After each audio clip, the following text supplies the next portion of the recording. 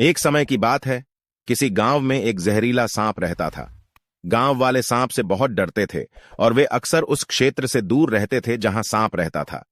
एक दिन गांव में एक संत आए। वह एक दयालु व्यक्ति था और उसने देखा कि गांव वालों में सांप का डर था। वह सांप की मात के पास गया और उससे बात की। तुम गांव वालों को क्यों डराते हो? संत ने पूछा। वे तुमसे डरते हैं क्योंकि तुम जहरीली हो। सांप ने कहा, मैं केवल इसलिए जहरीला हूं क्योंकि मुझे होना ही है। अगर मैं जहरीला नहीं हूं तो दूसरे जानवर मुझे खा जाएंगे। संत ने कहा, डरने की कोई जरूरत नहीं है, मैं तुम्हें अन्य जानवरों से बचाऊंगा। तब संत ने सांप से कहा कि वह अब गांव वालों को न डसे। सांप सहमत हो गया और उसने संत के निर्देशों का पालन करने का वादा किया। यह सुनकर गांव वाले बहुत खुश हुए कि अब सांप उन्हें नहीं काटेगा। वे अब उस क्षेत्र के पास जाने से नहीं डरते थे जहां सांप रहता था और उन्होंने सांप को खाना खिलाना भी शुरू कर दिया।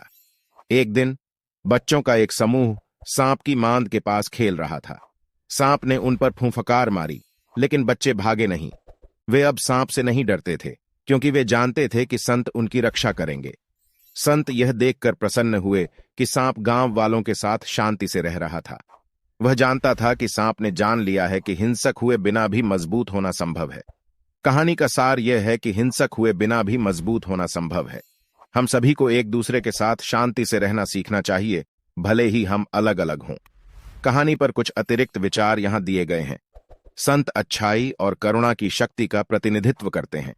वह सांप में अच्छाई देखने में सक्षम है, भले ही वह एक जहरीला प्राणी है। सांप भय की शक्ति का प्रतिनिधित्व करता है। जहरीला होने के कारण ग्रामीण इससे डरते हैं। हालांकि संत सांप को उसके डर से उबरने और ग्रामीणों के साथ शांति से रहने में मदद करने में सक्षम है।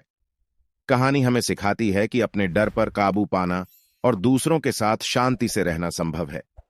हम संत के उदाहरण का अनुसरण करके और दूसरों के प्रति दयालु होकर ऐसा कर सकते हैं।